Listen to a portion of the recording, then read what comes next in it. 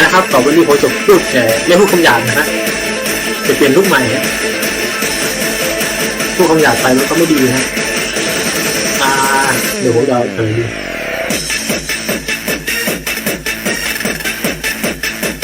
เราเอาเฮ้ยนี่น่าจะมันนะมาเลยลูกพี่มาเลยเข้ามาเลย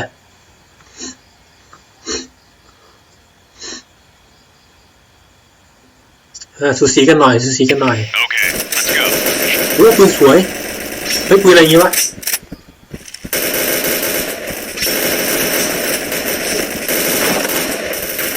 เฮ้ยมันเปลี่ยนปืนอะไรเฮ้ยปืนนี่เท่เห็นแล้ววิ่งกูเตะเฮ้ยโอ้ยดู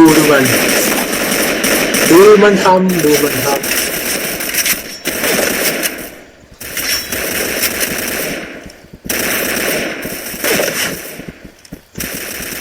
ฮ้ย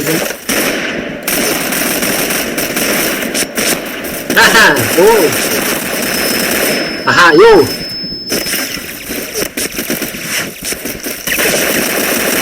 โอ้เล่นหัวเลยไม่มันเหรอด่านนี้แบบบอกดูไม่มัน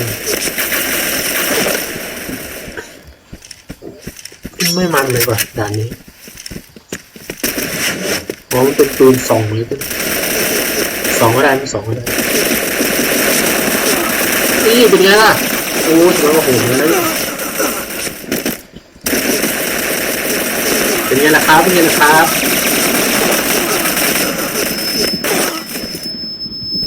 เฮ้ยปืนสั้นอะไรของเอ็งวะเนี่ย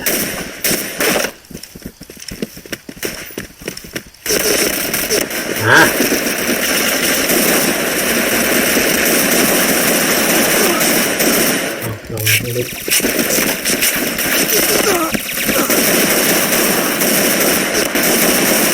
โอ้ตายเลย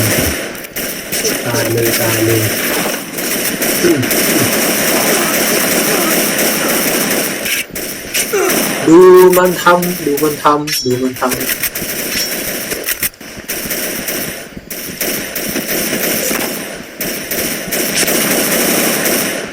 ลงไป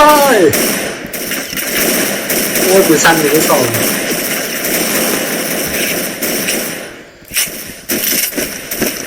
เฮ้ย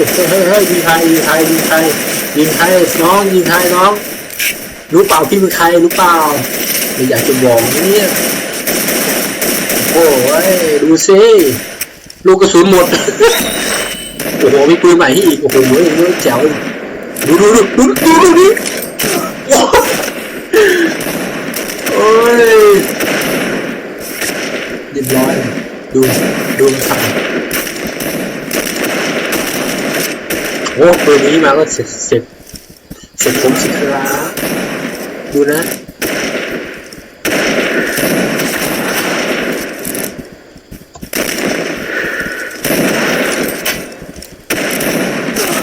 โอ้โหหัวแตกกันเลยทีเดียวโอ้โห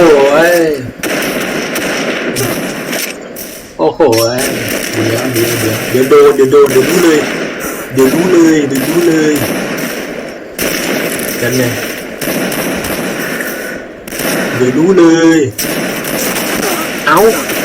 มองไม่เห็นมันระยะไม่ชิดเลยเนี่ย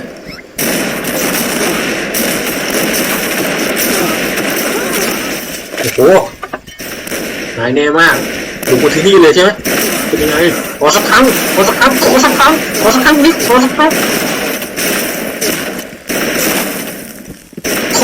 งเป็นยังไงดาวขึ้นเลยมันเป็นยังไงทำไมบุกขึ้นมาเลยเหรอมาหารังโจรเลยเหรอเนี่ย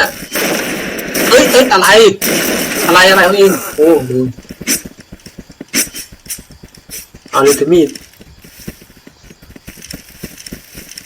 อะไรของน้องเนี่ยโอ้โห เราต้องบุกถึงรังมันด้วยใช้มีดปาดด้วยมาด้วยการเชือดคอไว้ใจผมได้ผมเชือดคอเก่งนี่โอ้ย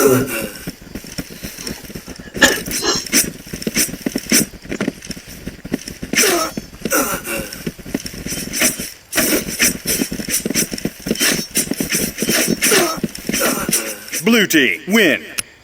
โอเค